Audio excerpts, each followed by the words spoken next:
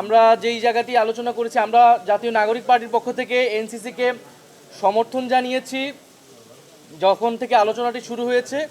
তবে এর গঠন প্রক্রিয়া নিয়ে বা এর ফরমেশন নিয়ে অনেকগুলো দলেরই কিছুটা ভিন্নতা আছে এবং সেই জায়গায় আমরাও আমাদের কিছু ভিন্ন প্রস্তাব আছে, কিন্তু নীতিগত জায়গায় এখানে অনেকগুলো দল জাতীয় নাগরিক পার্টি সহ তারা এনসিসির পক্ষে অবস্থান নিয়েছে। অর্থাৎ এই যে গুরুত্বপূর্ণ কমিশনগুলো রয়েছে বা প্রতিষ্ঠানগুলো রয়েছে, প্রধানত নির্বাচন কমিশন নিয়ে অনেক আলোচনা হয়েছে, কারণ বিগত সময়ে আমাদের অভিজ্ঞতা আমরা জানি এই নির্বাচন কমিশন বা এই ধরনের গুরুত্বপূর্ণ প্রতিষ্ঠানকে কিভাবে দলীয়করণ করা হয়েছে তার নিয়োগের মাধ্যমে। ফলে নির্বাচন কমিশন, দুদক, পিএসসি অথবা মানবাধিকার কমিশন, এই কমিশনগুলোতে কোনোভাবেই আগের যে আইন, আগের যে সিস্টেম, সেই সিস্টেমে নিয়োগ আমরা সমর্থন করি না।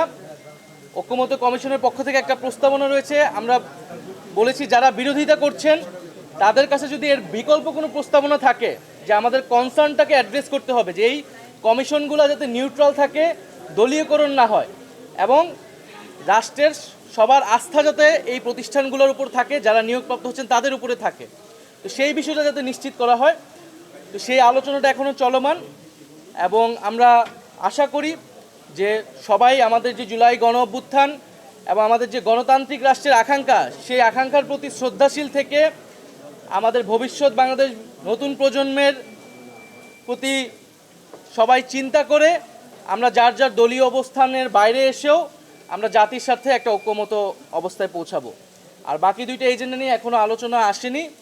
বা আগের যেই দলীয়করণ করা হয়েছে রাষ্ট্রীয় প্রতিষ্ঠানগুলোকে, যার ফলে আসলে আমাদের নির্বাচন ব্যবস্থা ভেঙে পড়েছে, আমাদের দুর্নীতি দমন কমিশন সেটা শুধু বিরোধী দল বা বিরোধী নেতাদের দমন করার একটা কমিশনে পরিণত হয়েছিল।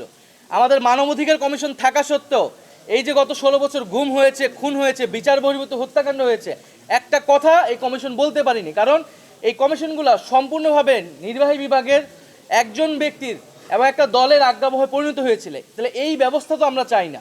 আর আরেকটা বিষয় যারা বিরোধিতা করেছেন তারা বলার চেষ্টা করেছেন যে এটা এক্সিকিউটিভ বিভাগকে বা প্রধানমন্ত্রীর ক্ষমতাকে অনেক খর্ব করে কিনা, প্যারালাল কোনো অথরিটি করা কিনা। আমরা এটা পরিষ্কারভাবে বলেছি, আরও অনেকগুলো দল বলেছে যে এটি ভাবার কোনো কারণ নেই, কারণ এটি এক্সিকিউটিভের দায়িত্বই না যে এই কমিশনগুলোতে কারা নিয়োগপ্রাপ্ত হবে, বরং এই এক্সিকিউটিভ যার প্রধান বা প্রধানমন্ত্রী যে এইভাবে ক্ষমতার চর্চা করতো সেটা অন্যায্য এবং অগণতান্ত্রিক।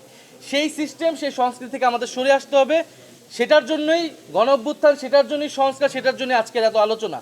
ফলে আমরা আহ্বান জানিয়েছি যে কেউ যাতে রক্ষণশীল অবস্থানে না থেকে, পুরনো কাঠামোকে সমর্থন না দিয়ে, যে গণ অভ্যুত্থান যেই জন্য আমাদের নতুন বাংলাদেশের দিকে যাত্রা, সেই দিকে যাতে সবাই আমরা ঐক্যবদ্ধ হই, দলীয় স্বার্থ সংকীর্ণতার ঊর্ধ্বে উঠে আমরা ভবিষ্যৎ বাংলাদেশের জন্য কাজ করি।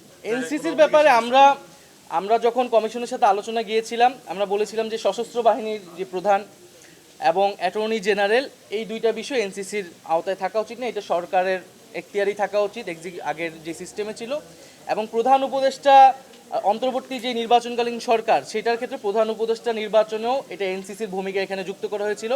আমরা নির্বাচনকালীন তত্ত্বাবধায়ক সরকারের আলাদা একটা রূপরেখা দিয়েছি, ফলে সেটাকেও আমরা বলতেছি এটাও এনসিসির এখতিয়ারে না থাকলেও আমরা চাচ্ছি না যেটা থাকুক।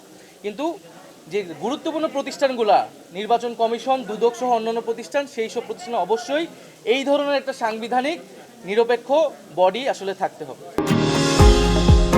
নিউ ইয়র্ক থেকে সম্প্রচারিত TVN 24 টেলিভিশন বিশ্বজুড়ে বাঙালির কণ্ঠস্বর।